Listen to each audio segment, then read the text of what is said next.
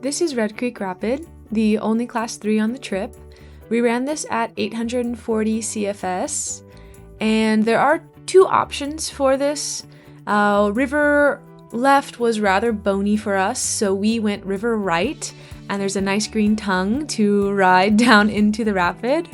At the bottom, it does get a little spicy with two large boulders that we went left of, and then you're in the clear.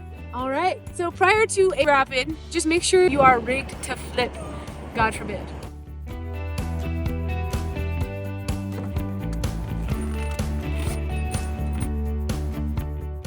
Talk to me, what do you want to know? Any things you'd like to tell us about that rapid? All I would like to say is, I'm not here to tell you I'm a professional rafter. I'm saying I know how to have a good time.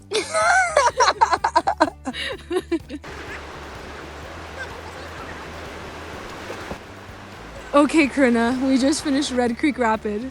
How did it go? It went great.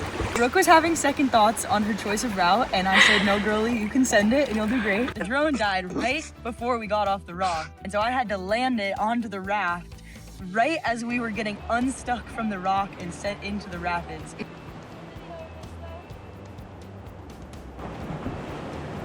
And it almost shot my finger off. So I was clutching the drone as we went through the rapid. I have very little recollection of what happened afterwards. All I know is that Brooke crushed it.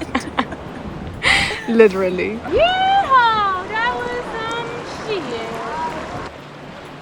shit. Dirty was hard. It's okay, you know what?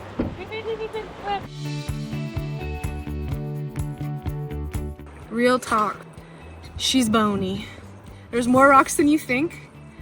As you're coming in on the top, really lean river right. There's a nice green tongue for you to ride down. The cut at the bottom between the boulders isn't as hard as you think, and you're gonna crush it, even if you go a little slow and over a few rocks.